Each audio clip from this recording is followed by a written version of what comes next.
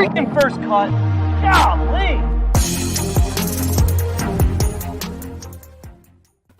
Welcome to the First Cut Podcast. I'm Rick Gehman, and this is your early Masters DFS preview. It's a first look, and joining me to break it all down, Greg DuCharme is here. What up, Greg?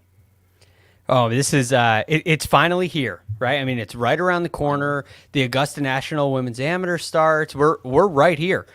So just Valero, Texas Open to go, but as usual, or at least the past couple of times, we get the DFS lineups a little bit early. So I'm looking forward to it. That's right. Sia Nejad also joining us. We intended to do this show on Monday. DraftKings did not cooperate. Dropped the pricing in. Here we are on a Tuesday afternoon, pricing in hand, and we are ready to rock and roll. Welcome to the show.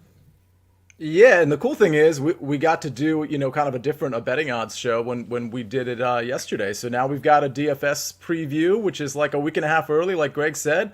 I mean, we're going to be talking about the Masters no disrespect to the Valero Texas Open. We'll talk about that too, of course. But listen, man, we got about 2 weeks to talk Masters, so let's do it. Let's get it started.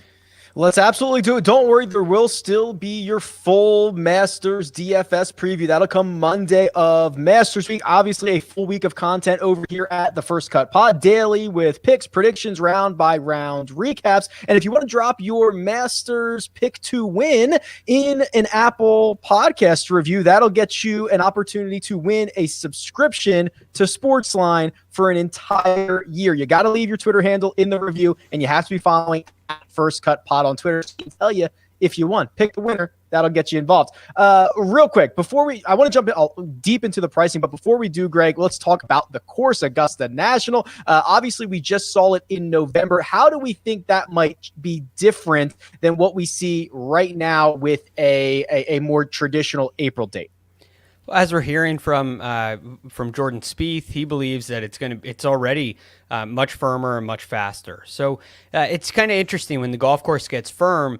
The fairways don't necessarily play as firm as they don't necessarily match the firmness of the greens because of the mowing pattern. So they mow the fairways from the green back to the tee, which slows the ball down a little bit. You're not going to see 100 yards of release in the fairways, but when the greens get really firm, the golf course gets quite interesting. And I would not expect, if that holds up for the next week and a half, I would not expect to see a score of 20 under win like we saw with Dustin Johnson.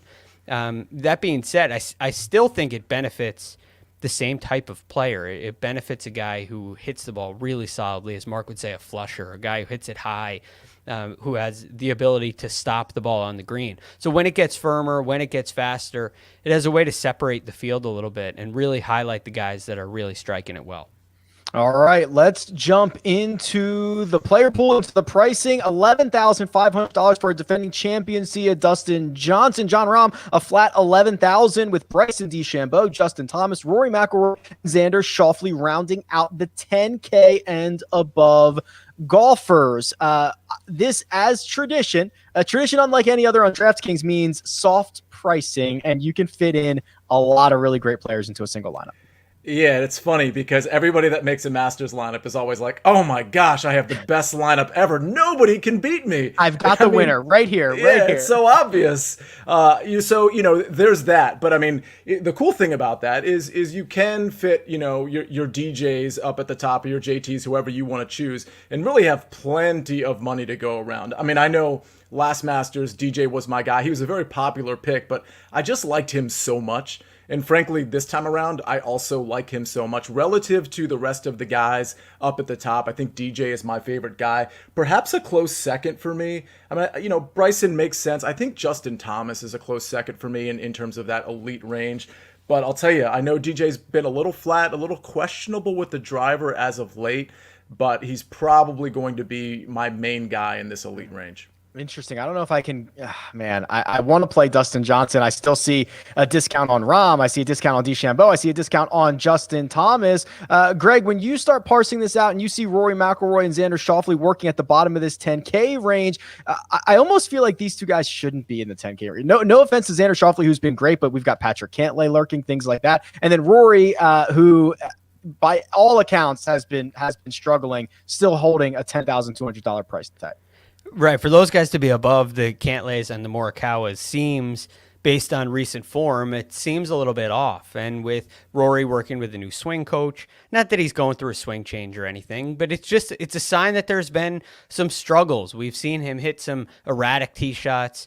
And I don't know if he's had enough time to kind of straighten that out and get himself into form to where he actually contends, where he can actually pay for himself. And when you're looking at a guy like Bryson DeChambeau, who knows exactly what he's doing, and we know exactly what he's doing, at least much of it, it feels hard to play a guy like Rory McIlroy. It feels hard to play a guy like Xander Schauffele. Xander had a run earlier in the year where he was rattling off near wins, and it was getting to the point where we're wondering, well, what's holding him back? Why can't he win?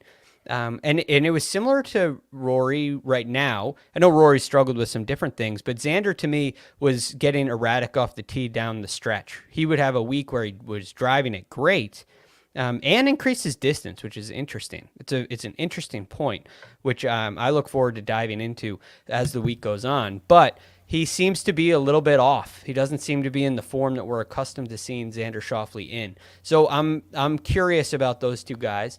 And right now, I don't have enough evidence to play them. So just like you, Sia, just like you, Rick, Bryson and JT feel like the guys. They feel like the go-to guys because of the discount. My biggest fear right now is that I'm chasing a discount and I'm leaving the best player on the table with Dustin Johnson.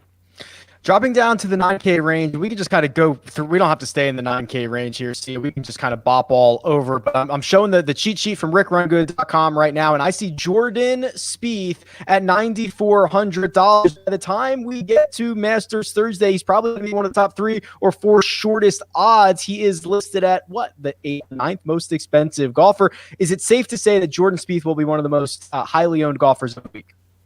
Yeah, I think so. I mean, it completely makes sense that Jordan Spieth is going to be popular. But to be honest with you, there's a couple other guys in this range that I think are going to be equally as popular. I mean, we talked about Patrick Cantlay yesterday. I think it was Greg sharing, or maybe it was you, Rick, sharing a stat from Kyle Porter. So Patrick Cantlay, deservedly so, is going to be popular. And then, of course, Colin Morikawa is sitting right there, too. So I don't think Jordan Spieth is going to be so popular from a DFS standpoint that it's prohibitive to roster him. I really think those 3 guys I mentioned are all going to be popular. I mean, Brooks Koepka's on here. I mean, he's not playing, if we're being honest with ourselves here. And then you've got, Tony Finau and Webb Simpson in that 9K range. Jordan, probably the most popular, but I think Colin Morikawa and Patrick Cantlay are going to be very, very close behind, if not eclipsing him altogether.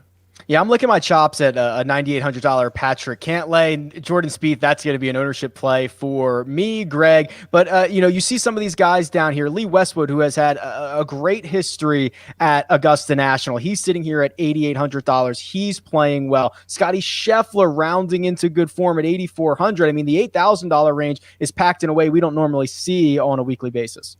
So it's interesting. And there's something about the golf course that I didn't bring up the first time you asked me, Rick. And you bring up a guy like Scotty Scheffler, you bring up a guy like Colin Morikawa, and it brings that to light to me.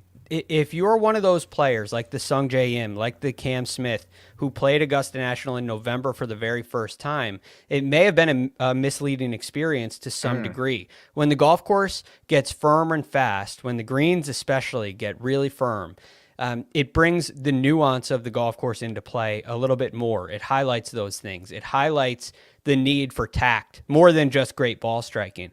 And you can get away with less, as any course is when the greens get firmer. It's just at Augusta National, the penalty for miss increases in its severity quite significantly. So I'm looking at a guy like Jordan Spieth to me, who's playing great with his irons right now, striking the ball really solidly, as we know, but also has the understanding of the golf course.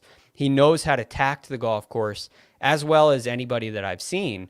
I think he should be a favorite, and I think he's worth taking the risk of ownership for me at that point because of that knowledge. So I have my concerns with the Morikawas and the Schefflers, because of their lack of experience. And that makes Lee Westwood look pretty good. Lee Westwood looks like a really nice fit. A Paul Casey looks like a really nice fit, who's a little bit cheaper. And so those more experienced players are guys that I'm favoring over the inexperienced players. I think November may have been a little misleading in that, from that standpoint. Paul Casey at like $7,700 is a joke. That's a joke number. He is going to be incredibly popular for good reason. See, I'm probably going to find different ways to differentiate because we've talked like the idea of what Paul Casey's setting up for is great, but I think there's a lot of value. A name that you always talk about, Sia, Ryan Palmer, $6,500. I mean, these are world-class players who put up a lot of fantasy points, whether you know their name or not. Who are some of the early sleeper or value plays for you? And we either have you on mute or is there something going wrong? It was on mute. I'll tell you, from a value play, I like Sergio Garcia quite a bit. I mean, we know we have a former winner here, and honestly, you don't necessarily need to be a great putter at the Masters. I think Sergio has the ball striking game to win this thing again, but I love the value there. But if we go down a little bit, I mean, Brian Harman, I think we brought him up yesterday. He makes sense. I think Danny Willett, and I'm not just saying this because he's a former winner. I mean, his game has kind of come on. Even last week, he played really well over at the Corrales. I like him. You mentioned Ryan Palmer, and listen, I can't not say Lanto Griffin because of the Rick Gehman flow chart, right? I mean, that's right. 6,400. Really, yeah. Look how many scrolls it takes me to get down here, Greg. $6,400 for Griffin. I mean, some of his peers that you might want to consider, like Bernd Wiesberger, CT Pan, Griffin is definitely better than those guys. I could understand playing him but again, even though he's an experienced professional golfer, he's not an experienced Masters player. And but the biggest concern to me, and it leaves a huge question mark, the incident that happened on the 18th hole of the match play against Cam Smith. That kind of a short game display concerns me. Now, my thoughts on Lanto long term are that that's going to be a very important moment in his career, and he'll learn from it, and he'll figure it out, and he'll learn to make it a strength. I'm just not sure that can happen in 2 weeks when the shots around the green here at Augusta are so much more demanding. I mean, the shots around the green at Austin Country Club last week, greens were a little bit slower. They were quite soft. They were not complicated. At the Masters this year, they're going to be quite complicated. And if you're doubting your ability to make solid contact around the greens, I have my concerns. And I think you're going to miss a lot of greens. This is the kind of course where the magic number for greens of regulation of winners seems to be around 50.